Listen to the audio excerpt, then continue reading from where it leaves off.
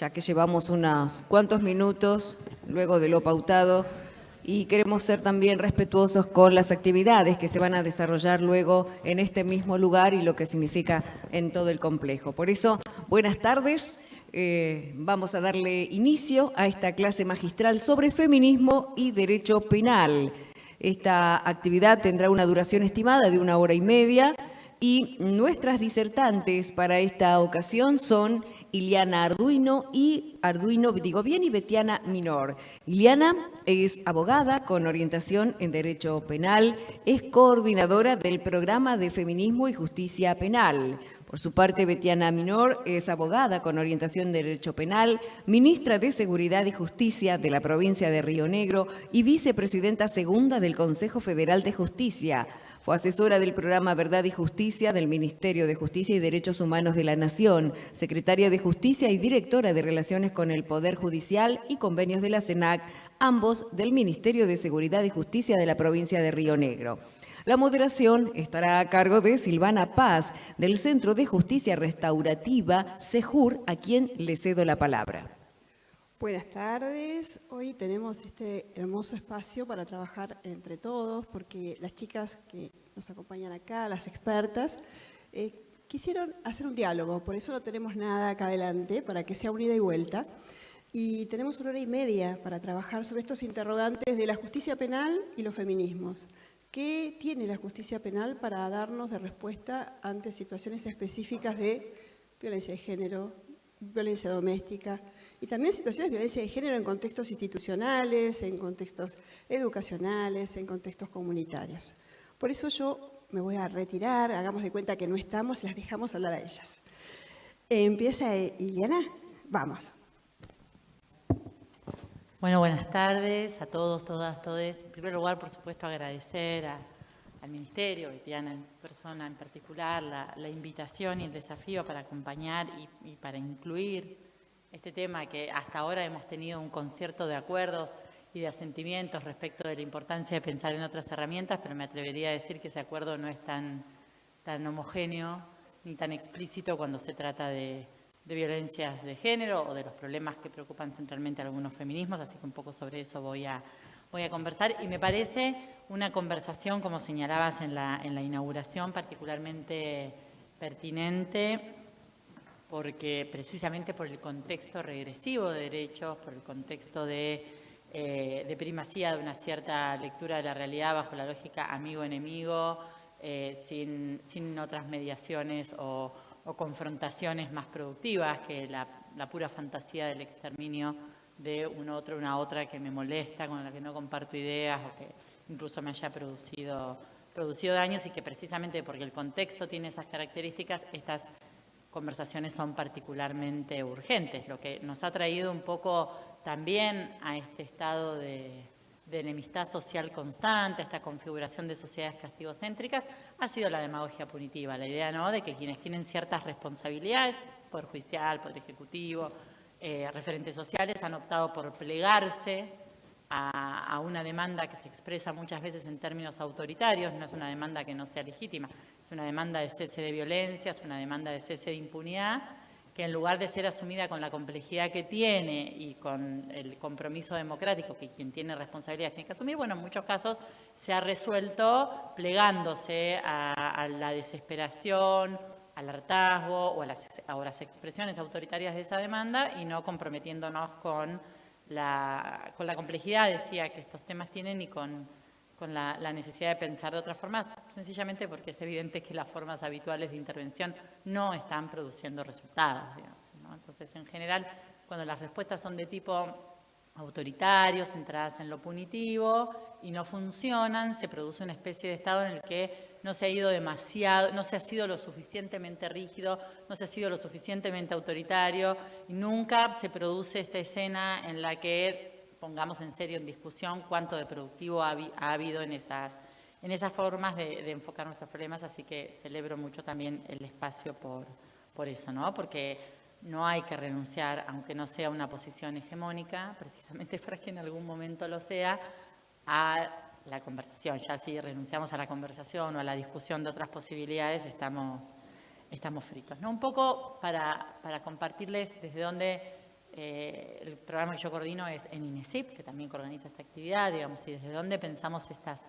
cuestiones, hacer una referencia a cómo ha sido la relación con el sistema penal de los movimientos de mujeres y sobre todo de quienes exigen respuesta frente a las violencias, porque del otro lado, digamos, tampoco podríamos conformarnos con algunas respuestas bastante maniqueas que se limitan a decir que las feministas son punitivistas y se terminó, ¿no? Que todo el problema de la exacerbación punitiva tiene que ver con que la demanda es punitiva y fin del tema. Bueno, más bien en rigor la relación ha sido de mucha expulsión. Nosotros hablamos siempre de impunidad selectiva, es decir, precisamente ahí donde el conflicto se explica o tiene un componente muy importante de asimetría sexogenérica, los sistemas de justicia penal han sido sumamente eficaces en expulsarlos, en no atenderlos, ni siquiera con sus respuestas punitivas tradicionales, ¿no? Los problemas de cuestas de credibilidad, esto es llegar, nos señalaban hace un rato, ¿no? La idea de la pericia de credibilidad como un punto de partida que a la cual no es sometida ninguna otra persona que ponga en conocimiento del Estado que ha sido dañada, que ha sido victimizada por un hecho ilícito. Luego, las formas en que las reiteraciones de los testimonios, los constantes apartamientos de los principios de no revictimización, la construcción de los juicios de las violencias de género como juicios sobre las víctimas, es decir, cuán competentes han sido o no para evitarlos y no juicios sobre los hechos que se imputan a los victimarios, que conducen a resoluciones que afortunadamente son cada vez más irritantes y menos toleradas desde el punto de vista social. Y también otra puerta de atención, quizás más histórica, que es la que sobre todo a las feministas debiera alarmarnos, que es que nuestra invitación ha sido principalmente como acusadas, como perseguidas. Las estructuras punitivas, la tesis de Zaffaroni, han nacido básicamente como sistemas de persecución de las disidencias, y esas disidencias en términos históricos han estado encarnadas por cuerpos feminizados, por mujeres de la Inquisición en adelante. Entonces, esta especie de confianza de repente en una estructura que nos ha conferido un lugar de privilegio en términos de objeto de persecución, también es algo que tendríamos que poder poner en discusión. Es decir, ¿qué tanto ha cambiado esta máquina inquisitorial, heredada, que con mucho esfuerzo vamos tratando de transformar, que de repente podemos tener una especie de fe punitiva no sujeta o sin los recaudos que la experiencia histórica debiera marcarnos, ¿no? Entonces, este escenario de mucha impunidad selectiva ha producido también que, en lugar de en algún momento adoptar medidas razonables respecto de por qué los sistemas de justicia penal no persiguen con eficacia hechos violentos, digamos, que resisten un test de principio de última ratio, quiero decir, hablando de violaciones, de hechos de violencia sexual, de hechos de violencia interpersonal, que ya son delito por lo menos en nuestra configuración, en nuestro programa penal, desde que tenemos un código penal a nivel nacional, digamos, lesiones, amenazas. Cuando esos conflictos tienen que ver con relaciones en las que el género talla, porque eso ha sido sistemáticamente excluido del ámbito del sistema penal, no ha encontrado una respuesta tendiente a revertir eso, sino que más bien ha seguido funcionando de esa manera hasta que una nueva ola, digamos, de hartazgo ha producido que se generara una especie de situación social en la que el uso de las salidas alternativas para este tipo de casos fuera invariablemente leída como una respuesta más de impunidad y no como una respuesta de calidad. Y esta es una lectura inteligente por parte de las víctimas y de las organizaciones sociales, porque la forma en que las respuestas diversificadas han sido utilizadas ha sido una forma impune. No han sido utilizadas o implementadas con vocación de gestionar el conflicto, con vocación reparatoria, sino con una vocación de management de casos, ¿no? De reducir los flujos de trabajo, las cargas de la burocracia jurídico-penal y además ratificando la idea de que esos conflictos son bagatela, son cosas menores, son asuntos de segunda importancia. En Brasil en particular, por ejemplo, cuando Brasil creó su ley de una especie de justicia de menor cuantía, de justicia alternativa, lo que ellos llamaban el tercer movimiento, que era muy interesante para la aplicación de otro tipo de medidas no penas frente a ciertos conflictos. Uno de los problemas que hubo es que esa decisión empezó por aplicarse ese sistema a los casos de violencias de género. Entonces, eso resultó socialmente incomprensible. En un contexto de demanda social, de atención, aquello que todavía no tenía la legitimidad que hoy señalaba Betiana, hay que construirlo, fue leído como una respuesta de impunidad. ¿Y qué es lo que ha sucedido con esto? Es decir, ¿cuál es nuestro escenario institucional? Con esto, yo, si querés, vos o alguna intervención vamos intercambiando. Es que hubo una persistencia de envíos de los casos a la probation, sobre todo la suspensión del proceso a prueba. En la mayoría de nuestras provincias no hubo un uso inteligente del sistema de salidas alternativas. Esto no fue solo para los delitos vinculados a la violencia de género, esto ha pasado con distintas formas de conflictividad, pero acá había una demanda social creciente que el sistema de justicia mantenía con una cierta sordina, ¿no? El sistema de justicia, el conjunto de la organización social, las organizaciones políticas durante mucho tiempo. Cuando esa demanda se articula, una de las cosas que resultan particularmente irritantes es constatar, hay muy poca investigación, pero de las pocas que hay, que también todos los casos eran, en caso de tener algún tipo de respuestas, conducidos a salidas de este tipo y que ningún caso de violencia llegaba a juicio. Entonces, podemos leer la decisión de la Corte Suprema, me disculpo con quienes no sean abogados aquí, pero voy a tratar de referenciarlo rápido, es un fallo de la Corte Suprema que decidió que no se pueden aplicar en casos de violencia de género la suspensión del proceso a prueba ni ninguna otra respuesta alternativa, porque entendió la Corte que lo único que garantiza los derechos de las víctimas es un juicio oral en el que pueda ser escuchada, ser oída y en su caso sancionada. En realidad, quizás quiso decir sancionar a la Corte porque si lo que está proponiendo es un juicio previo, los juicios también pueden tener como resultado la absolución, ¿no? Entonces, en ese contexto, esa medida es una resolución que si bien quiso responder a una demanda social razonable de no puede ser que en ningún sistema de justicia un caso de estas características vaya a juicio, con una respuesta que fue, quizás la palabra no es muy apropiada, pero me parece que la urgencia de nuestros temas es desastrosa, digamos, es desastrosa desde el punto de vista jurídico porque tiene problemas de fundamentación, no me voy a detener en eso, pero ha sido desastrosa en sus consecuencias. Góngora es un caso al que no se le aplicó al propio Góngora, es decir, el señor Góngora no fue sometido a juicio porque en todo el tiempo que llevó esa discusión el caso prescribió. Entonces las víctimas no tuvieron ni la reparación que sí querían, las víctimas del caso de Góngora querían la reparación que Góngora ofrecía, ni tuvieron el juicio que el Estado les impuso, ¿no?, en nombre de sus derechos. Esa es como una consecuencia bastante notable.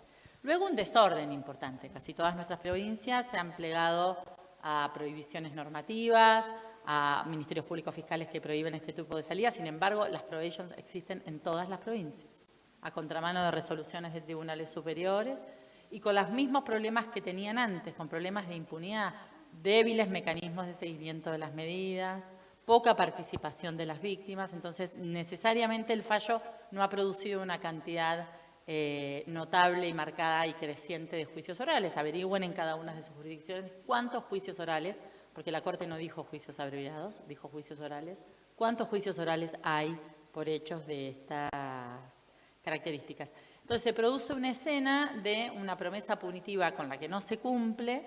Se produjo sí un impacto en los aumentos de punitivismo estatal en nombre de la violencia de género a través de una herramienta bastante cuestionable como el juicio abreviado, quiero decir porque es una escena que ni siquiera le da participación a las víctimas, que han quedado sin ningún tipo de escucha, y cuando tienen algún ejercicio de autonomía dirigido a plantear una resolución alternativa, quedan a expensas de sistemas que no contemplan con suficiente inteligencia, con la coordinación que las medidas de estas características reclaman y con la legitimidad que todavía nos falta construirles como cuentas pendientes y entonces como experiencias aisladas que en gran medida dependen de su voluntad. No sé si vos querés contar un poquito ahora de Río Negro para que podamos pelotear. No soy muy buena peloteando.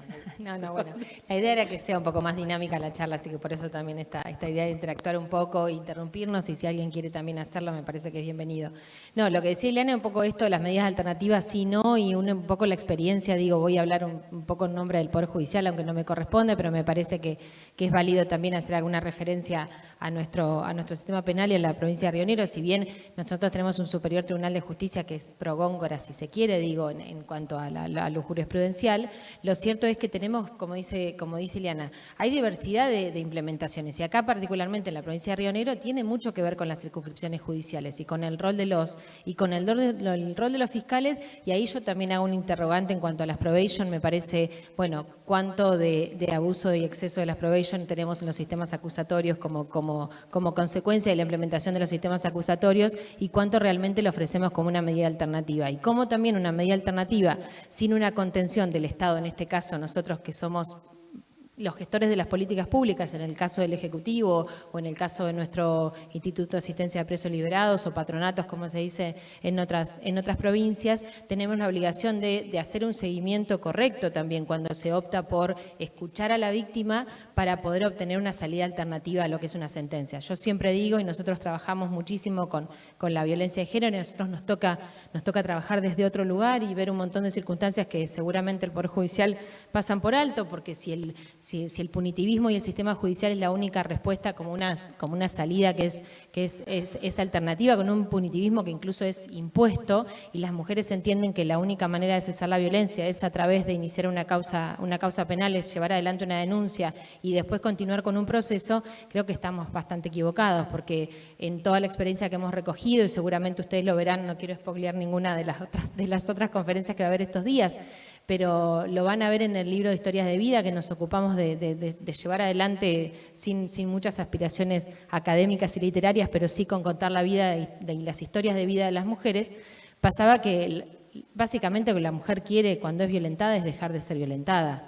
Digo, ¿de qué manera? ¿A través de una sentencia, a través de un juicio oral, a través de una salida alternativa? ¿Cómo? No, la mujer quiere dejar de ser violentada. Si la salida es hacer una denuncia o lo que entendemos que lo único que el Estado brinda como respuesta es el punitivismo, es ir a una comisaría de la familia, generar una denuncia, yo les traje también algunos datos que me parecía que era importante que los vean, y en el volumen de los datos, en las diferencias incluso de las implementaciones, y ahí quiero hacer un paralelismo entre los datos duros de las comisarías de la familia, de las denuncias, quiero hacer un paralelismo con los datos del Poder Judicial y también luego con nuestros datos del Instituto de Asistencia a Presos y Liberados. Y ahí van a ver cómo es, la verdad, que absolutamente disímil y no hay una lógica para esto. Y si uno dice medida alternativa sí, medida alternativa no, y yo creo que medida alternativa siempre y cuando la víctima desee la salida alternativa y esa salida alternativa sea lo que haga cesar la violencia. Porque en definitiva lo que estamos buscando es eso. Ahora, medida alternativa si no, sistema judicial si no, denuncia si no, es todo eso sin el acompañamiento del Estado y sin una contención que no solamente haga el empoderamiento de la víctima, el rol que ocupa en el proceso, a empoderarla dentro del proceso, y ahí después conversaremos, Ileana, de bueno, el rol de la víctima en el proceso. Digo, cuánto de ameno tiene el Poder Judicial para con las víctimas, cuánto de esto, más allá que podemos ser códigos más o menos de avanzada, podemos hablar de sistemas acusatorios más o menos de avanzadas, de oralidad absoluta y demás, cuánto hay de realidad en eso en la implementación cotidiana, cuánto la mujer comprende, digo, la mujer, la víctima o quien fuera que participa de un proceso penal. Somos legos hablándole a los legos y somos, o sea, ¿cómo nos comunicamos en el proceso penal? Porque si ustedes ven, y los invito después a que quien quiera leer el libro, vamos a ver la historia real de las mujeres y irán, para nosotros era escuchar la voz de las mujeres, y es un padecimiento el sistema penal, o sea, es un padecimiento el sistema de justicia, que en definitiva a veces ni siquiera termina dando la respuesta que es la que la mujer está buscando, que es el cese de la violencia. ¿Por qué? Porque no abordamos al varón, porque no abordamos correctamente a la mujer, porque no escuchamos, y porque muchas veces el sistema judicial termina repitiendo las lógicas machistas y paternalistas, y seguimos generando y repitiendo lógicas asistencialistas o paternalistas, donde el fiscal toma el rol de yo te cuido y vos no tenés ni voz ni voto y no podés decidir porque estás en un círculo de violencia y decido por vos, y ahí vamos a Góngora que te dice, y en los fallos jurisprudenciales que te dicen, no, usted no podemos tener una medida alternativa, aunque la víctima haya sido escuchada durante todo el proceso y durante todas las audiencias, porque la oralidad así lo requiere, solicitando una medida alternativa. Porque la mujer quiere rápidamente salir del proceso penal, quiere culminar una instancia, quiere terminar y quiere volver a su vida lógica y normal. No quiere quedar ni sometida indefectiblemente y por tiempo ilimitado a medidas cautelares que no tienen ningún sentido, o tampoco quiere quedar sujeta, como también ha pasado, y esto me parece que, digo, es una discusión franca y que hay que darla. Digo, cuando hacemos exceso del uso de herramientas de salidas alternativas que no tienen que ver con la resolución del conflicto y se utilizan solamente y realmente porque hay que descomprimir el colapso de los poderes judiciales, y optamos por medidas alternativas en casos graves donde el juez y el fiscal deciden, no obstante, a tener una suspensión de juicio a prueba, que tanto el varón como la mujer continúen con un dispositivo dual. ¿Perdón? ¿Perdón? ¿Y la revictimización dónde quedó? ¿Qué estamos haciendo? O sea, que primero que no solamente estamos haciendo mal uso de una herramienta que es meramente cautelar, sino que además estamos sometiendo durante todo el tiempo de la suspensión de juicio a prueba a la mujer a ser altamente revictimizada, a sostener un dispositivo igual que el varón. Entonces, hay un montón de cuestionamientos. Sí, lo escuchamos al jefe. Bueno. Porque estamos por streaming.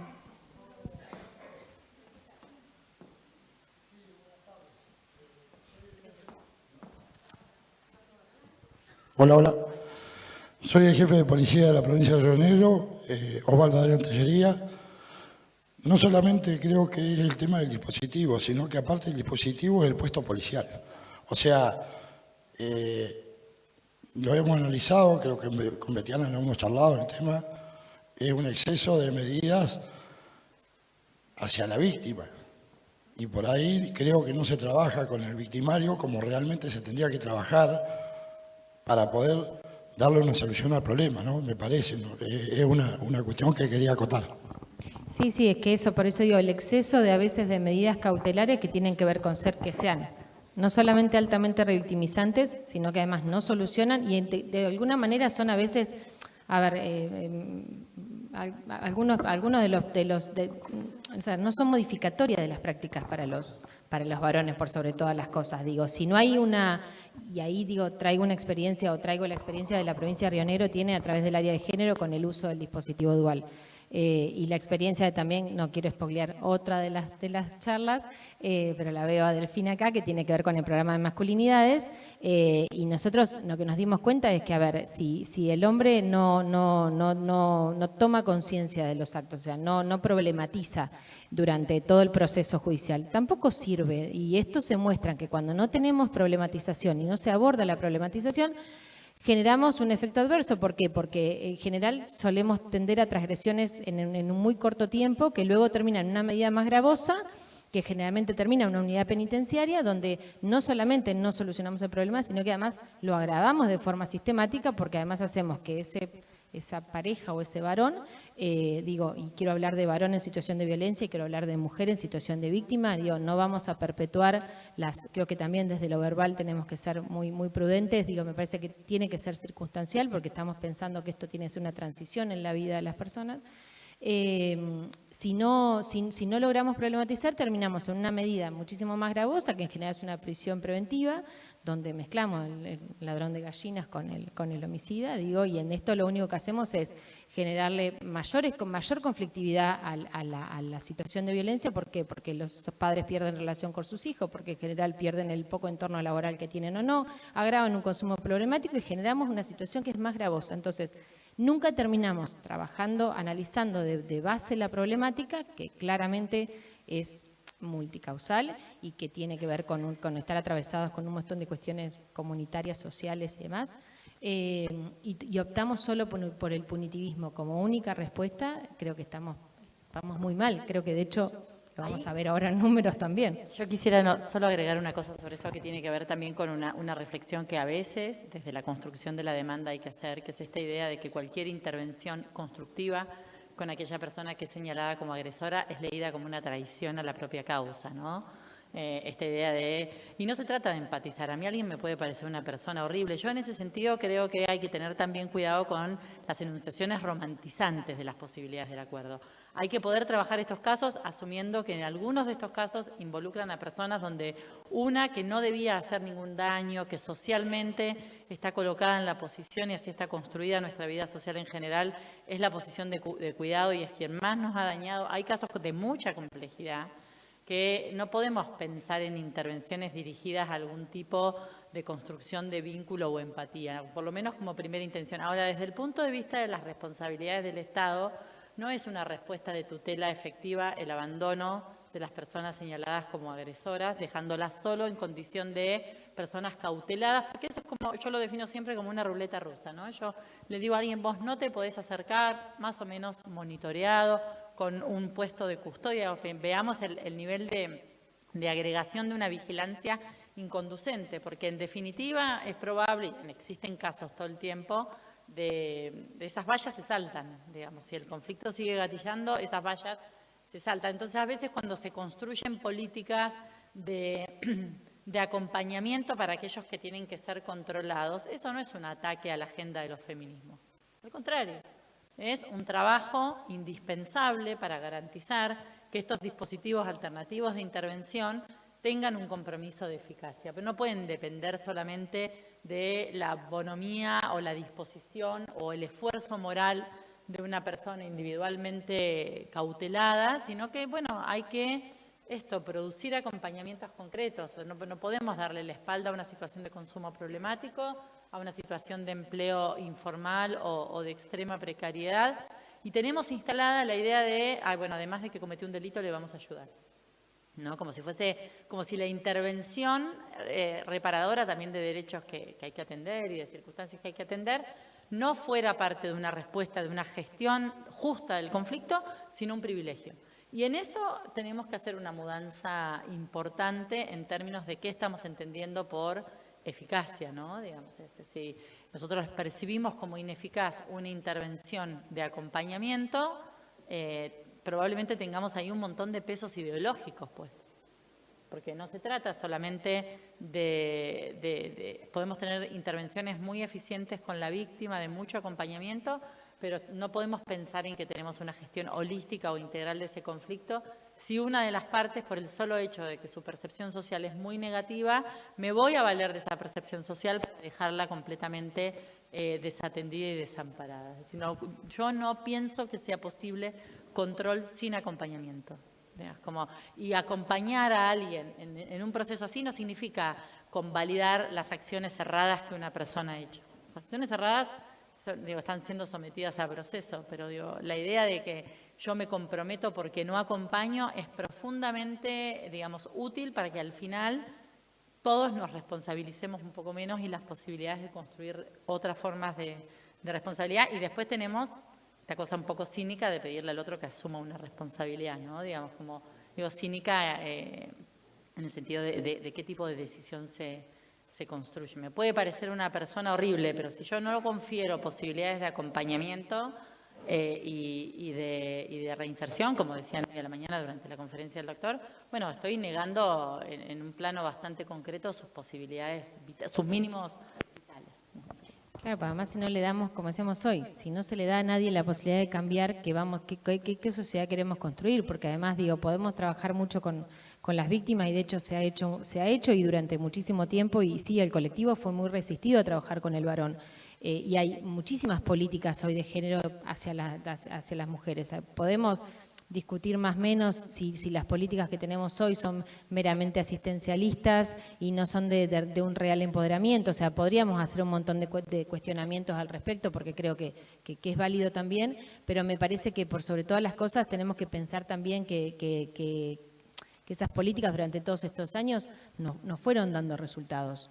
Me parece que lo podemos ver en números, podemos ver que la violencia de género es algo que se agrava de manera permanente, pero por sobre todas las cosas porque está atravesada por un montón de cuestiones comunitarias que hacen a la realidad de la vida de las personas de manera cotidiana. No podemos psicologizar la violencia de género. Entonces, como no podemos psicologizarla, creo que también tenemos que evaluarla y analizarla profundamente. Nosotros, con la posibilidad de tener el dispositivo dual en la provincia, cuando lo implementamos, pudimos empezar a tomar contacto con el varón y con la realidad del varón, que hasta ese momento no lo teníamos. Y lo cierto es que cuando evaluamos las estadísticas, vemos que tanto el varón como la mujer se encuentran vulnerados en sus mismos derechos, nada más que la mujer se encuentra doblemente vulnerada porque además está violentada.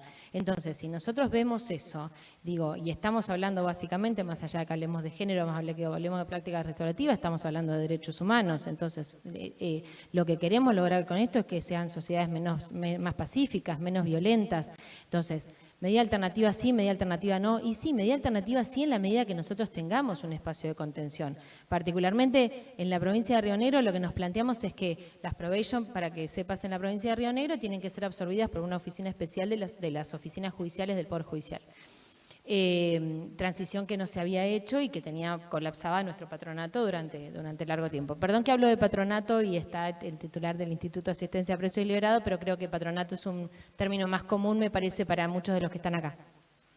Entonces, cuando comenzamos a hacer la transición, fuimos lo suficientemente responsables en que cuando hicimos la transición de las probations a las oficinas judiciales, tomamos la decisión, y en eso también celebro la mirada del director, es que todo lo que era probation en relación a violencia de género y abuso sexual lo íbamos a seguir sosteniendo desde IAPL. ¿Pero esto por qué?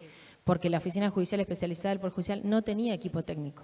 Entonces, si nosotros no podemos hacer un seguimiento real y concreto con un equipo técnico de supervisión, ¿qué sentido tiene implementar una probation cuando sabemos que, y esto tenemos que ser sinceros todos, hay un exceso de probation en los sistemas acusatorios? Y esto es real y es la consecuencia del sistema acusatorio. Pero es la consecuencia del sistema acusatorio, ¿por qué? Porque tenemos ministerios públicos fiscales colapsados, porque tendemos a un punitivismo extremo como única respuesta absoluta a los conflictos. Entonces, si podemos gestionar, y me consta, porque esto desde la gestión del Poder Ejecutivo y la mirada, digo, desde el Poder Ejecutivo, si nosotros podemos gestionar los conflictos de forma preventiva, yo creo que la mejor manera de abordar el delito es con la prevención. Y de hecho, da muchísimos resultados. Los círculos restaurativos que hablaba hoy Enrique, es ni más ni menos, si los miro acá, los señores de la jefatura que nos acompañan de manera permanente, no es ni más ni menos que lo que hacemos en los barrios casi todas las semanas y todos los meses, y nos resulta, y nos ayuda, y nos da resultado. Entonces, eso, un conflicto evitado a tiempo, generado en un espacio de diálogo comunitario,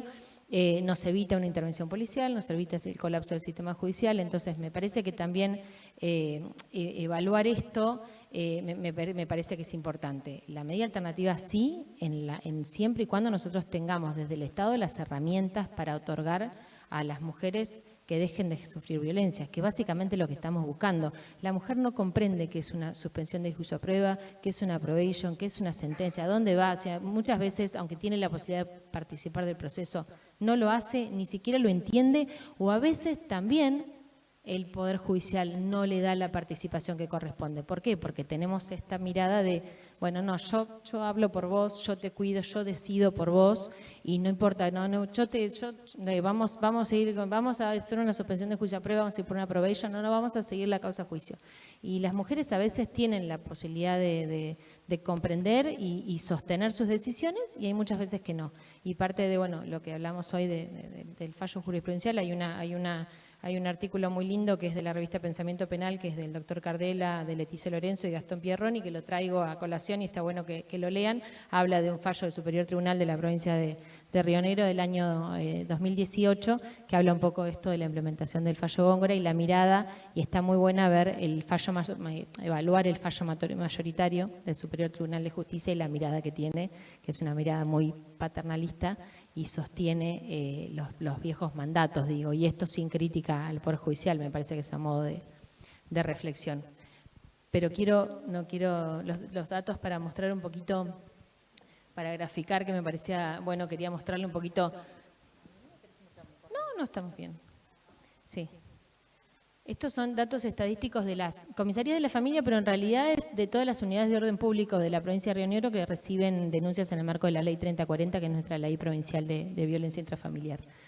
Un poco para que ustedes vean, hicimos nada más un raconto del 2019 hasta el 2022 para que ustedes vean la evolución de las denuncias. Obviamente el 2020 marcado por la pandemia y la falta de presentación de las mujeres, no obstante que entendemos que la violencia de género puede haber subido en esas fechas. Y bueno, y claramente si vemos septiembre y sostenemos los mismos valores, vamos a tender obviamente a superar el 2021. No sé si ampliamente, pero vamos a superar el 2021. Con lo cual, digo, hablamos de todo esto, hablamos de las medidas hacia las mujeres, hablamos del punitivismo y seguimos teniendo estas cifras de manera cotidiana. Entonces, nos está reflejando otra cosa. Estos son datos estadísticos del Poder Judicial, son todos datos que son públicos, están publicados en la Oficina de Planificación. Estos son los datos estadísticos del 2021 y para que veamos en los procesos de los juzgados de familia, la violencia de género e intrafamiliar ocupa más del 50% de la totalidad de las causas que tramitan en el Poder Judicial. Pasamos a la otra, Delphi. Y ahí tenemos cómo se definen estas causas. Fíjense ustedes cuántas sentencias definitivas tenemos, cuántas homologaciones de acuerdo, cuántas interlocutorias, cuántas monitorias, cuántas interlocutorias que no finalizan el proceso. O sea, para que ustedes vean cuál es la respuesta, y ahí digo un poco evaluando lo que decíamos de la implementación de Góngora, las diferencias, no obstante, al criterio jurisprudencial, si quiere, del Superior Tribunal de la Provincia. Pasamos a la otra. Bueno, la violencia familiar y de género representa más del 50% de la tramitación de las causas de los juzgados de familia, lo cual es grave. Pasamos a la otra. Esto es un poco también la evolución del ingreso de causas, los incidentes por violencia y lo que marca la totalidad. Con esto quiero mostrar que hay una evolución permanente y constante de las causas de violencia dentro de la provincia de Río Negro. En ese margen digo que es de más del 50%. Pasamos a la otra. Esto es los juzgados estas son las causas provenientes, cómo tramitan los juzgados de familia las causas provenientes de los juzgados de paz. Los juzgados de paz en general en los lugares donde no hay oficinas especializadas o no hay juzgado de familia son los quienes toman la primera intervención. Y en general el juzgado de paz lo que tiende siempre a dictar una medida cautelar de una primera instancia, que puede ser una provisión de acercamiento, puede ser un puesto policial en la mayoría de los casos, a veces puede ser un dispositivo de monitoreo. ¿Y qué pasa? Volvemos siempre a la mirada punitivista. Cuando esto llega al juzgado de familia, el juzgado de familia tiende a ratificar o ampliar la medida. Entonces también seguimos perpetuando la violencia, seguimos sosteniéndolas a mujeres con dispositivos de manera indeterminada, sin ninguna salida o mirada alternativa que no sea tener un dispositivo de monitoreo, que claramente, entiéndase, solo sirve para resguardar la integridad física de la víctima, ¿sí? Más allá de lo simbólico que pueda resultar para una mujer tener o no un dispositivo, portar un dispositivo.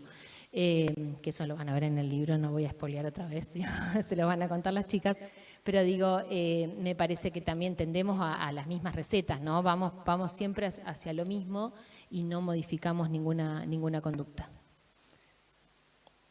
Esto es la cantidad de intervenciones que se requieren de los equipos técnicos especializados. Fíjate que la intervención de los equipos técnicos es el 80% de la intervención de los equipos técnicos las requieren los casos de violencia de género y familiar. Y hay que ver también ahí, evaluar cómo es la intervención de los equipos técnicos. Si el sistema judicial se presenta como una única alternativa, donde dejamos de tener nombre y apellido a las mujeres y pasamos a hacer un número de legajo y el Poder Judicial es simplemente una gran máquina de picar carne, probablemente las intervenciones de los equipos técnicos sean simplemente a modo de protocolo y una intervención casi como un manual que se debe aplicar de manera permanente sin evaluar las particularidades de cada uno de los casos. La DIMAC son las oficinas de mediación y resolución alternativa de conflictos y fíjate que solo el 8,37% de las cuestiones que tienen que ver con varios familiares, que tampoco sabemos exactamente que son varios familiares, se resuelven a través de una mediación. Tiene un índice muy bajo de resolución en las DIMAC. No obstante a eso, y contrarrestando todos estos datos, estos son los datos del Instituto de Asistencia a Presos y Liberados. Y vamos a ver que el 25% del total de la población que tiene de activos hoy el instituto son casos de violencia de género intrafamiliar. Con lo cual, si vemos ahí las condenas de ejecución condicional, la suspensión de juicios a prueba, las otras medidas que son prisión domiciliaria, libertad asistida y demás, hay un alto índice de medidas alternativas que se implementan y que lleva adelante el Instituto de Asistencia a Presos y Liberados. Y ahí Góngora es lo que decías vos, generó esta gran melange de cosas donde no hay un criterio unificado y donde vemos que claramente hay fiscales que implementan de una determinada manera, circunscripciones de otra, y de hecho es muy variada entre una circunscripción judicial y otra. Así que no hay un criterio uniforme y Góngora hoy, lejos de traer luz, está trayendo muchas dificultades. Y creo que es un fallo que hay que mirarlo a la luz de un sistema mixto, en contraprestación con un sistema acusatorio netamente oralizado, así que creo que también ha quedado un poco de modé. Y creo que es la última filmina, me parece, ¿no? Ahí estamos. Perfecto. No, miraba los datos y hay algo que me parece importante, que es que no hay un correlato. Es decir, si Góngora hubiera funcionado, tendría que haber una agenda de juicios orales por violencia de género que tenga correlato en la incidencia que los casos tienen en todo lo que ingresa al sistema. Esto me da pie para una cosa, que en general una de las escenas que pensamos como difíciles para la implementación de trabajos de acompañamiento y de atención eficiente es el tema de la conformación de equipos. Ahora, los sistemas de justicia debieran revisar cuánta estructura especializada respecto del total de ingresos y revisar el conjunto de la agenda de lo que el sistema está persiguiendo, porque en muchas jurisdicciones los hechos de violencia de género están siendo más que los delitos contra la propiedad, que ha sido la agenda histórica del sistema de justicia penal, ¿no? Entonces, de alguna manera, la idea, porque en la mayoría de las experiencias, yo sé que esto es muy recomendado, pero en la mayoría de las experiencias donde se apunta a la creación de fueros especializados y demás, tienen unos déficits de implementación descomunales. Digo, como no se crean 1, 2, 3 juzgados, eso queda ahí, queda a mitad de camino, y mientras tanto el conjunto de la estructura judicial sigue desatendiendo estos temas, ¿no? Sigue sin conferirles la relevancia social que estos temas están teniendo. Y por relevancia me refiero a atenderlos con eficacia, porque si no los atendemos, después es esa falta de atención lo que habilita la demanda punitiva y la respuesta punitiva otra vez. Porque ¿cuál es el tipo de solución que se construye? Ahí voy. El tipo de solución que se construye es, bueno, que aumenten las penas, así no son excarcelables. Entonces, veremos algún día si hay condena o no, total, me abuso de la prisión preventiva. O generemos un tipo penal nuevo, porque las personas, en una investigación que hicimos recientemente en INESIP, en 3 provincias, salía que una de las principales demandas de las mujeres era: cuando yo voy, lo que denuncio no es delito, pero como no es delito, no hay estructura que gestione esto que está ahí. Entonces, ¿cuál sería la respuesta punitiva? Inventemos delito para que todo sea violencia, nada podría ser violencia finalmente, es lo que termina sucediendo. Entonces, digo, está lleno de informaciones para tomar decisiones de otro tipo, digamos. Que ojalá sean las correctas, digamos, pero que podrían conducir a un lugar distinto. ¿Hay alguien por allí que pidió la palabra?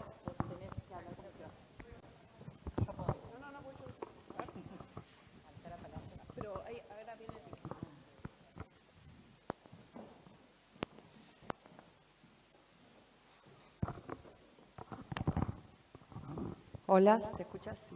Yo soy Marisa Palacios, soy jueza de familia acá en Cipolletti. Y bueno, tomando los datos que daban y la intervención de los equipos, ¿no? Desde el juzgado de familia, nosotros tratamos de ver cuál es la problemática, no solamente yo personalmente, sino con nuestros equipos. Y entonces vemos y advertimos, el diagnóstico está, cuál es el acompañamiento, lo que se necesita. Pero lo que nos ocurre frecuentemente, por ejemplo, hoy vengo de una charla, un conversatorio con la gente del RUCA Quimei, donde planteó al final de su exposición que una de las problemáticas que tenían es que cambian frecuentemente los profesionales y siendo que es un organismo municipal. A nivel provincial no tenemos dónde derivar a la persona que la acompañe, ya sea en su adicción, en su tratamiento psicológico. O sea, me parece a mí que nos faltan políticas del Estado concretas para que puedan intervenir realmente y no tener solamente lo punitivo, que eso está. Llamamos y está la custodia policial, pero también nos pasa en salud, o sea, falta mucho trabajo, ¿no? Por ahí se puede trabajar y ver qué es lo que hace falta, pero después el tratamiento, el acompañamiento, todo eso lo tiene que hacer un equipo del Ejecutivo. Eso Claro. es lo que yo entiendo, ¿no? Exacto. No, igual a lo que iba, doctora, no es una crítica a la implementación, al trabajo de los equipos técnicos. Digo, creo que todos los equipos en algún momento colapsan, digo, y coincido con vos. Me parece que claramente, y es lo que decía al principio, no hay medida posible si no hay un abordaje integral. Nosotros particularmente el pensar el programa de masculinidades y pensar en un programa de abordaje con metodología uniforme a toda la provincia era uno de los mayores desvelos desde el Ministerio. Y si vos decías, bueno, por ahí desde el ámbito de seguridad y justicia quizás no es el ámbito ideal, debería pensarse desde el SAT, que es el lugar que de acompañamiento a las mujeres o de la Secretaría de Igualdad de Género, pero la verdad que nosotros pensamos en que, a ver, es necesario que abordemos al varón. Si nosotros estamos viendo todos estos números, no tenemos un lugar a donde derivar al varón. Todos los varones están atravesados por el consumo problemático. El 100% de los varones que nosotros tenemos bajo la órbita del Ministerio de Seguridad y Justicia están abordados por el consumo problemático. No tenemos organismos que intervengan efectivamente en el consumo problemático, pero no solamente las personas que están sujetas a un proceso judicial. No lo tenemos en el medio libre, digo, hablamos mucho de narcotráfico y hablamos mucho de las políticas persecutorias del narcotráfico y es mucho más eficiente a veces en los medios vender que incautamos 10 kilos de cocaína y secuestramos armas y demás, lo cual está muy bien, pero si no trabajamos en la demanda nunca vamos a poder revertir las situaciones. Entonces, me parece que lo que falta y un poco lo que estamos construyendo en estos espacios de intercambio y de discusión, tiene que ver con esto. Empecemos a generar políticas preventivas, pero preventivas en todos los sentidos. Digo, las personas que están sufriendo violencia de género, están sufriendo a su vez un montón de vulneración de derechos, porque tampoco podemos pensar el delito siempre de manera independiente. A ver, la violencia de género, el narcotráfico, el delito común, el abuso sexual. No, a ver, hablamos de interseccionalidad y hablamos y después cuando, a ver, en un mismo lugar donde generalmente, y esto no es criminalizar la pobreza, sino en general, y es cierto, están atravesados en los contextos más vulnerables. Y permítanme, porque voy a hacer algo poco coloquial, pero me parece que quiero hacerlo muy gráfico también, porque es mi manera de dirigirme en general, intento ser lo más llana posible. Cuando hay gente que tiene un tarro para ir al baño, cuando no tiene luz, cuando no tiene agua, cuando viven 5 personas en una casilla, cuando no tengo piso, cuando no tengo mis necesidades básicas garantizadas, en esos contextos hay violencia de género, hay abuso sexual, hay delito común, hay consumo problemático, hay venta al narcomenudeo, digo, eso sucede en esos espacios. Ahí es donde todos y todas, desde todos los lugares que ocupamos, es donde tenemos que evaluar, digo, tenemos que poder cruzar nuestros datos, podemos tener que analizar, interpelarnos también, digo, de nuestras prácticas, porque a veces el sistema penal es una consecuencia de un punitivismo extremo, digo, como dije al inicio, como si fuera una mirada unidireccional a donde solamente uno podría ir a buscar unas soluciones al sistema penal. Y el sistema penal colapsa, como colapsa el servicio penitenciario en algún momento. Entonces, bueno, a ver, pensemos, démonos realmente la discusión y pongamos recursos donde se deban poner. Lo que pasa es que el recurso puesto en la prevención es el menos efectivo en términos políticos. Digo, también sincerémonos, digo, quiero ser sincera con esto, digo, lo vemos todos los días, pero también considero que es el más eficiente. Y un comentario que a mí, digo, vengo del Consejo de Seguridad Interior hace muy poquito. Y algo que sucedió en este Consejo Federal, que no venía sucediendo hace muchísimos años, creo que es la primera vez que pasa, todos los ministros y ministras tuvieron una mirada muy federal de la seguridad ciudadana y de pensar y mirar la seguridad desde otros aspectos, digo, con una mirada también muy restaurativa y comunitaria. Y la verdad que eso lo celebré y fue como, bueno, evidentemente todos estamos necesitando otra cosa. Y esto, digo, lo hablamos con Uruguay, lo hablamos con Europa, lo hablamos desde distintas provincias de nuestro país y todos estamos hablando de lo mismo. Entonces me parece que esto, extrapolado a la violencia de género o al delito que fuere, creo que claramente hay una necesidad de tener espacios de contención y que sean preventivos y donde además, digo, si un equipo interdisciplinario hace un diagnóstico correcto, tengamos un espacio en el cual derivar a una persona para poder hacer alguna intervención comunitaria. Y cuánto todos y todos somos responsables de lo que hacemos en nuestras comunidades, digo, porque, bueno, también, como digo siempre, todos somos parte del problema, pero también todos somos parte de la solución. Entonces, bueno, hay que construir ciudadanía también en ese sentido. Pero sí coincido que hay que generar estos espacios y hay que seguir apostando a eso. Yo soy Gisela Moreira, abogada del Patrocinar en Río Negro y en Neuquén. Bueno, muchas veces nos pasa, yo como abogada que acompaña a víctimas de violencia de género y también a víctimas de violencia sexual, que las fiscalías deciden la aplicación de la suspensión de juicio a prueba o juicios abreviados en función de la prueba que tienen. ni siquiera en función de la menor intervención del derecho penal o desde una mirada más de tipo integral de evitar ese proceso. Y sin siquiera explicarle a la víctima qué implica eso. Entonces, muchas veces las víctimas se oponen en audiencias, en juicios, porque no comprenden y porque están atravesadas por la violencia. Y porque el Estado tampoco les ha brindado una asistencia psicológica necesaria para que deje de sentirse víctima o pueda superar esa violencia que padeció durante muchos años en esa situación. Entonces también muchas veces allá en Neuquén hace mucho tiempo que está el dispositivo de atención a varones, es voluntario, ha generado muchos buenos resultados, digamos, pero falta mucha atención también para la víctima, porque la víctima se siente que está monitoreada todo el tiempo y siente que en realidad la persona que está más vigilada es ella y la persona que debiera estar más vigilada no lo está. Pero esto es porque no se lo explica. Y la única respuesta que muchas veces se encuentra es la penal. O sea, la víctima hace la denuncia porque quiere que esté preso, básicamente. Cuando vienen las personas a verme, yo quiero que esté preso, yo quiero que pague por lo que hizo, yo quiero que vaya a juicio, yo quiero verlo ahí en el banquillo de los acusados, porque de alguna manera muchas veces los juicios o las audiencias les generan una reparación, quizás no es la que buscamos, pero les genera una reparación. Entonces, está bien las intervenciones preventivas y demás, pero me parece que muchas veces desde los operadores judiciales no se llega a la víctima para que logre entender esto. Entonces la víctima lo que siente es que hay una impunidad. Y cuando hay impunidad sale afuera a escrachar, o a pintar, o a quemar, pero porque cuando la víctima sale a hacer eso es porque ya no siente que tiene una respuesta del Estado. Por ahí, ojalá esto pueda cambiar, ojalá el Estado ponga más fondos para asistencia de las víctimas y también para la existencia de estas personas, porque yo también claramente como operadora judicial entiendo que encerrar a personas en un lugar que no reinserta es un depósito de personas que tampoco llegamos a cambiar todo esto. Bueno, ese era mi aporte. Gracias. Sí.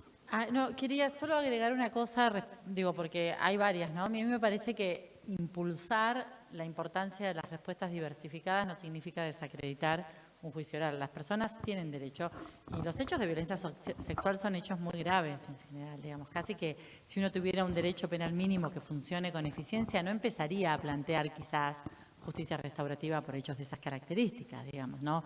Lo que digo es que tampoco, en ese sentido, es que yo creo que no deberíamos caer en la trampa de, como esto se ha discutido mucho tiempo, de juicio o salidas. Diversidad de respuestas. En algunos casos, la respuesta adecuada puede que sea un juicio de conocimiento, porque es la respuesta que la víctima quiere, entiende perfectamente qué alternativas hay, pero lo que quiere es eso, y mi juicio moral sobre su deseo de una condena es completamente desplazable, digamos, porque es su proceso.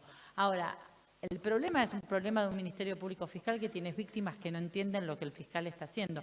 Nuestros sistemas procesales han planteado que la resolución del conflicto es parte de sus objetivos y que el protagonismo de las víctimas es parte de las obligaciones que hay que garantizar. Bueno, hay algo en los procesos de trabajo que no está funcionando. Lo otro que quería agregar respecto de esto, porque me parece muy importante, es que son incomunicables las decisiones si no se trabaja con ellas. Entonces, estas definiciones de las víctimas quieren esto otro, las hacemos incluso quienes no trabajamos en el sistema construyendo en el aire, digamos.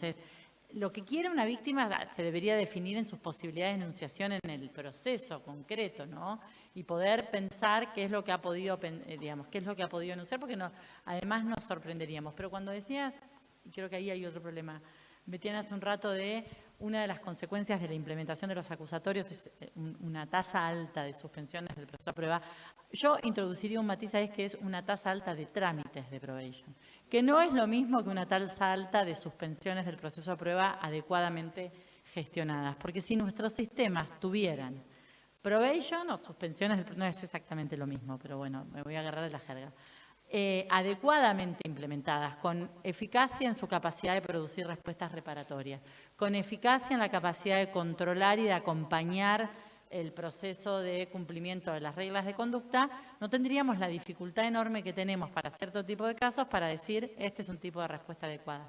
Lo que sucede en estas implementaciones, me parece quizás es muy importante cuando 150 y pico de probation, se me hace agua a la boca para hacer una especie de trabajo de campo sobre eso, para decir cómo están funcionando estas probations.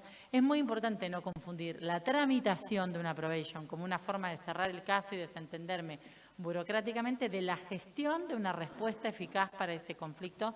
¿Y qué es lo que la probation, que es una herramienta muy poderosa, impone reglas de conducta que me permiten seguir el caso, seguir en contacto con las partes, permite construir negociadamente una reparación, en fin, todos saben, bueno, muchos aquí sabemos lo que eso significa. Hay una diferencia que podría parecer sutil y no es tan sutil, pero eso, por ejemplo, pondría en evidencia que muchas de nuestras formas de organización del recurso humano judicial es completamente inoperante porque necesitamos más medidas de control o más oficinas de control y no que un instituto retenga tareas porque todavía esa otra estructura no se arma, pero sigue armada bajo la lógica del trámite y no bajo la lógica de la gestión del conflicto. Por eso digo, a veces es importante aproximarse concretamente a la definición del problema para ver por dónde uno va a construir la solución. Porque esta idea de mucha probation es verdad, pero el problema no es en sí mismo, sino que en realidad no hay probation. Lo que hay es mucho trámite, mucho expediente burocrático para sacarse de encima el caso. Eso quería. Yo quería acotar algo, perdón. Acá. Bueno, yo trabajo en el área de género del Ministerio de Seguridad y también soy abogada particular, también acompaño a víctimas como la colega y adhiero a todo lo que dijiste, realmente todo lo que dijiste lo iba a decir, me lo robaste. Por otro lado, esto que decía Betiana de que la víctima no comprende, por ahí se puede malentender. Es esto que ella decía, no le explican, o sea, no la escuchan y no le explican realmente en qué consiste la suspensión de juicio a prueba, la probation. Un montón de veces nos encontramos nosotros con nuestras usuarias que de repente no se enteraron que se cerró el proceso, o sea, que se cerró la investigación y dicen, no señora, sacamos este dispositivo porque el proceso terminó y se encuentran ahí con la sorpresa, ¿la llamó alguien? ¿La llamaron de la UFABI? ¿La llamaron de la Fiscalía? No me llamó nadie. Entonces, no digo que sea la mayoría de los casos, por favor, si hay alguien, algún fiscal, algún profesional de la UFABI, no se ofendan, pero hay muchos casos. Y por otro lado, quería rescatar en esto de trabajar interinstitucionalmente y que sea un abordaje especializado, que desde el Foro de Familia en Viedma hay una mesa interinstitucional que funciona y funciona muy bien, organizada por el Poder Judicial, así que ahí le estoy tirando una flor, pero realmente se coordina muy bien porque participan todas las instituciones que trabajan con esa persona en situación de violencia y no se sobreaborda. Entonces, eso también es súper importante, porque también esto de sobreabordar revictimiza. Bueno, varios apuntes había hecho. Eso en cuanto al Foro de Familia que venimos pidiendo que venimos pidiéndolo desde 2019, quiero decir, el prontamente viene tardándose. Pero bueno, nada, eso. Y un placer escucharlos. Quería plantear una pregunta de carácter más bien social y sociológico, y por lo tanto un poquito fuera del marco jurídico penal procesal en el que estamos hablando. Me ha llamado mucho la atención, en positivo, el crecimiento grande del número de denuncias. Entonces, se me ocurren dos preguntas sobre esto. ¿Quiénes denuncian? ¿Las propias mujeres víctimas? ¿Sus familias? ¿Sus vecinos, vecinas? En nuestra ley española, la denuncia de un vecino, a mí me ha pasado con un vecino 2 veces, vale perfectamente a venir inmediatamente a la policía para... Bueno, entonces pregunto, ¿quién denuncia? Y segunda pregunta, el hecho de que haya crecido tanto, y lo considero un valor muy positivo, ¿ha sido porque estáis haciendo una buena gestión política en esto? ¿Hay una incidencia social en cuanto a propaganda? ¿Hay más sensibilidad? ¿Cuáles son un poco los factores que explicarían este crecimiento positivo del número de denuncias? Muchas gracias. En este sentido, particularmente en la provincia, mayormente denuncian las víctimas, las mujeres en situación de víctima. A las comisarías de la familia son las que concurren de manera personal a denunciar. No traje los números ahora, pero los tenemos en la relación de las personas que llaman al 911. Nosotros el número de 911 está interconectado con el 144, que es una línea también para las denuncias de violencia de género, pero es un número muy utilizado en la provincia, de hecho como referencia para la violencia de género, y en el 911 a veces el llamado tiene un gran número de llamados de terceros. Pero en las comisarías de la familia mayormente denuncian siempre las víctimas, y la lectura en relación al incremento de las denuncias tiene varias formas de mirarlo. Creo que primero tiene que ver con la 26485 claramente, porque diversificó las violencias, no solamente la violencia física, aunque mayormente lo que se denuncia en las comisarías de la familia o en cualquier unidad de orden público es la violencia física, pero creo que esto de diversificar las violencias ha hecho que se aumente la tasa de los tipos de delitos que se puede denunciar, pero además también creo que obtienen una respuesta del Estado y eso hace que las mujeres se sientan escuchadas. Me parece que todo el movimiento feminista hizo que muchas mujeres antes no tuvieran la posibilidad de hacerlo y hoy se animaran, y después un montón de herramientas que por ahí tienen que ver quizás con el empoderamiento de la mujer, que puede tomar la decisión económica, social o familiar, lo que fuere, porque tiene alguna red de contención y puede hacer una denuncia. O sea, pero igualmente hay un alto índice de violencia real y concreta y actual. No solamente estamos viendo que visibilizando porque hoy se visibiliza más y tenemos más posibilidad de denunciar. Hay un alto índice de violencia real y concreta física en las sociedades, que tiene que ver con, hablamos un poco todo hoy, el crecimiento de los conflictos en las relaciones interpersonales en general. Creo que ¿algo más? No, yo solo agregaría eso, que algunas investigaciones comparadas, porque no conozco la situación de Río Negro, no podría decirlo, pero de otros lados que creo que hay que mirar con atención, es que el número de denuncias aumenta mucho porque el servicio estatal por excelencia es la boca de denuncia. Entonces, se producen verdaderos embudos, digamos, líneas telefónicas, centros barriales, las comisarías especializadas, las oficinas especializadas, pero en definitiva, digamos, ese aumento en la cantidad de denuncias, cuando uno ve el efecto embudo de qué es lo que los sistemas realmente sacan como resuelto, y por resuelto entiendo, de acuerdo a como entendimos en el último informe sobre eficacia de los ministerios públicos en INESIP, casos en los que las personas hayan sido condenadas, absueltas o se les haya impuesto alguna consecuencia, ¿no? Digamos, los porcentajes no llegan en ninguna provincia al 10% de los casos que un sistema tramita, no solo de género, en total. Así que imagínense la marginalidad de la tasa de eficiencia de los casos dentro de ese promedio, que para 24 jurisdicciones, no recuerdo la cifra de Río Negro y las provincias patagónicas, pero está en la página de INESIP. También se me hace que es esto, que ha aumentado exponencialmente en los últimos años, con la 26485, la cantidad de bocas no hay quien no tenga un 140 y algo, un 911, entonces eso también produce un acceso a la denuncia que no necesariamente es un acceso a la respuesta, ¿no? No, yo quería comentar el tema de la intervención de los equipos interdisciplinarios. En Nación, de la dirección que conduzco, está el Cuerpo Interdisciplinario contra la Violencia Familiar, que está creado por la vieja ley de violencia familiar, la 24417, que ya es superadora a la 26485, pero interviene en los casos por derivación de los juzgados de familia para hacer un informe de riesgo de interacción familiar cuando hay una denuncia de violencia familiar. El promedio de ingreso de expedientes es de 450 expedientes por mes.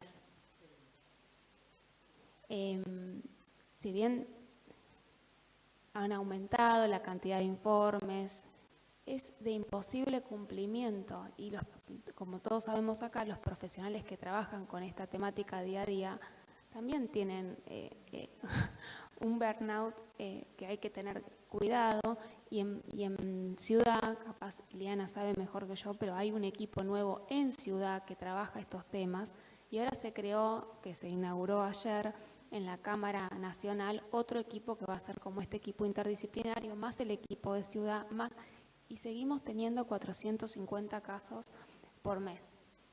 Entonces, volviendo a lo que decían en el principio, ¿es la solución? O digamos, no hay punitivismo acá, ¿no? Pero ¿es la solución la remisión de estos? ¿Qué es lo que envían? ¿Qué es lo que se propicia? Digamos, en estos son casos civiles, no hay bueno, algunos hay delitos, pero digamos, son casos donde lo que hay que resolver son la vigencia de las medidas precautorias.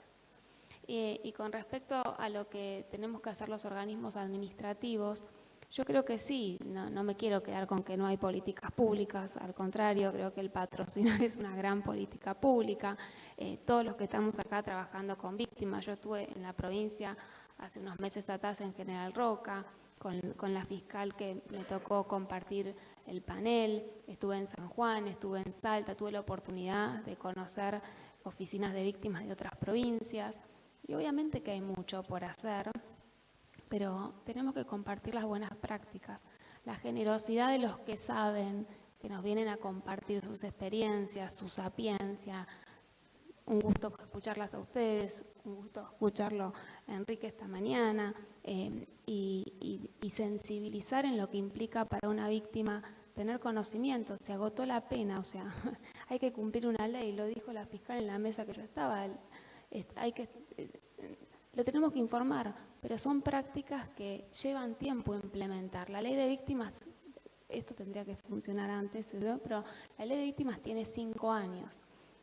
Y en 5 años la verdad que se han logrado muchísimos avances, pero hay que seguir sensibilizando y escuchar las palabras de las víctimas, escuchar cómo se sentía Silvia, y nos hacen llegar qué es lo que realmente sentimos. Para los que no tienen empatía, poder despertárselas. Y los que nos interesen trabajar con estos temas, saber que tenemos que tener una sensibilidad especial. Y si no, nos tenemos que dedicar al derecho administrativo. Es un poco lo que decía al inicio, la mujer que está sufriendo violencia o está en una situación de violencia, lo único que quiere es dejar de sufrir violencia. Básicamente, digo, esto cómo lo hacemos, digo, encontramos una salida en el sistema judicial porque es la única vía de acceso que encontramos, pero no quiere decir que sea la única. Lo que tenemos que tener es políticas preventivas de sensibilización, de pensar por qué los contextos de violencia se generan. ¿Qué hablamos cuando hablamos de violencia de género? ¿Cómo podemos prevenir esos entornos? ¿Cómo podemos trabajar en la construcción de sociedades más pacíficas? En todo sentido, digo, porque lo cierto es que la mujer recurre a la denuncia porque es la única alternativa que tiene para cesar una situación de violencia, de la que no puede salir de ninguna otra manera. ¿Pero por qué? Porque está sujeta sujeta económicamente a una situación de vulnerabilidad, porque no tiene otra posibilidad alternativa para la crianza de sus hijos, porque no tuvo un acceso correcto a la educación, no tiene acceso al empleo. Digo, hay un montón de cosas que hacen que se genere la situación de violencia. Por eso digo, más allá de medidas alternativas, sí, no, sentencia, digo, y lo que estábamos hablando, y creo que es lo que la común de este Congreso. Nosotros no estamos planteando la justicia restaurativa, las prácticas alternativas, como una política abolicionista de la sanción penal. Claramente, esto es una de las tantas alternativas. Creo que particularmente quienes trabajamos en el ámbito de seguridad, y acá tengo ministras que nos acompañan y personal policial y del servicio penitenciario, estamos absolutamente convencidos que no es la solución, porque lo vemos todos los días y no porque el sistema penal no sea eficiente. Digo, no es esto lo que estamos cuestionando, no porque las normas no sean insuficientes, sino porque realmente la problemática es tan coyuntural y es bastante más profunda que no se resuelve con una intervención penal. La intervención penal es absolutamente necesaria, sí, por supuesto, para un montón de delitos, absolutamente. Digo, nadie está planteando esto, pero sí estamos planteando para otro montón de cuestiones que tenemos que tener otra mirada bastante más diversa que solamente pensar en una única vía de acceso y de solución. Si no pensamos en que tenemos que diversificar las respuestas, nunca vamos a obtener resultados distintos. Vos sabés que quería compartir que nosotros el año pasado, con Azul, desde el Ministerio de Justicia de Nación, la persona del Ministerio de Justicia de la Provincia de Buenos Aires, nosotros somos de la Provincia de Buenos Aires, que es un mal ejemplo, porque nos va muy mal, y como mal ejemplo, y nosotros como efectores del derecho, con ganas de cambiar las cosas, que nos conocemos hace años, viene la víctima y sabemos quién la toma y hay una derivación informada, pero somos manos, no es que somos muchos. Entonces, un día agarramos distraídos a mis jueces y creamos un programa para violencia de género y otras diversidades, y nos fuimos y lo aprobaron. Y entonces, una vez que estaba aprobado, decidimos hacer un programa piloto, en el cual nosotros del Poder Judicial hacíamos la política pública, pero para que la víctima no desista, Azul activaba desde Nación un programa, Sandra, que ahora está en Procuración y viene mañana, activaba desde la provincia otro programa. Entonces creábamos apoyos restauradores para que la víctima pueda sostener esto que estábamos diciendo, porque naturalmente la víctima quiere egresar de su condición de víctima, porque es una señora que sabe que la violencia es en espiral. Y la verdad que estuvo buena la idea. Después cambié de presidenta y bueno, quedó ahí medio dando vuelta.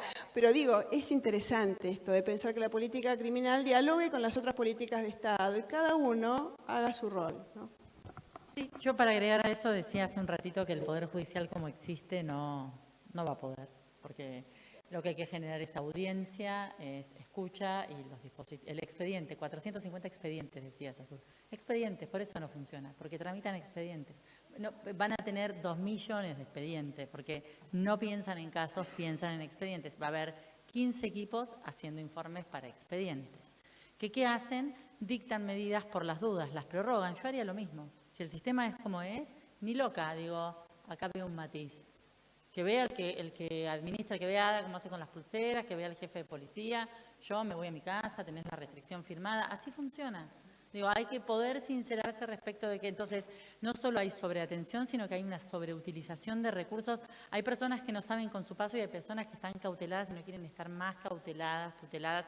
Lo que quiero decir es que tampoco alcanza con el Poder Judicial ni siquiera transformado. O sea, esos niveles de interacción institucional, ahí donde hay experiencias con algún grado de éxito o de eficacia en las pocas que yo conozco, hay mesas interinstitucionales, celebro lo que contaba Ada, hay invitaciones para que, yo no sé si nosotros podemos pensar hoy ya en justicia restaurativa, en la justicia penal, dado el estado de la conversación, pero sí algunos de sus elementos típicos son perfectamente abordables para cambiar nuestras dinámicas de trabajo.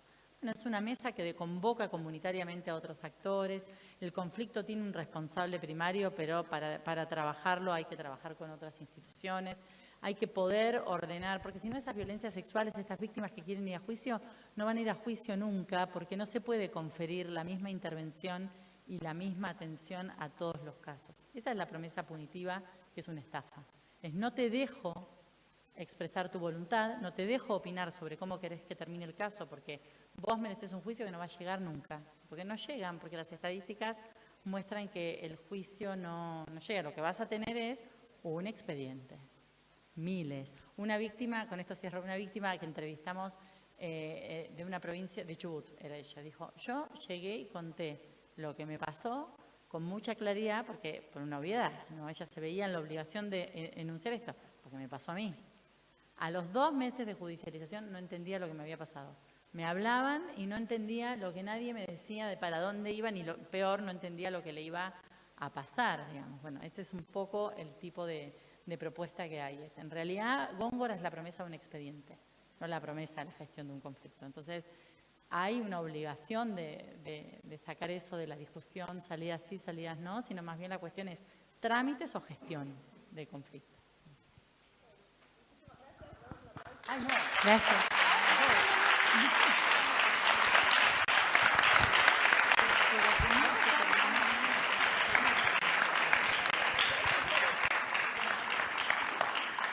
Yo los quiero invitar a todos y todas a que participen del panel de la presentación del libro Historias de Vida y que participen también del panel del programa de masculinidades, porque bueno, son 2 políticas públicas muy claras y precisas que implementamos del Ministerio de Seguridad y Justicia para trabajar y justamente abordar estas prácticas que estamos hablando. Así que las invito a que participen porque es muy interesante y si alguien tiene tiempo de hacer la lectura también del documento, que la haga porque es muy, muy linda además.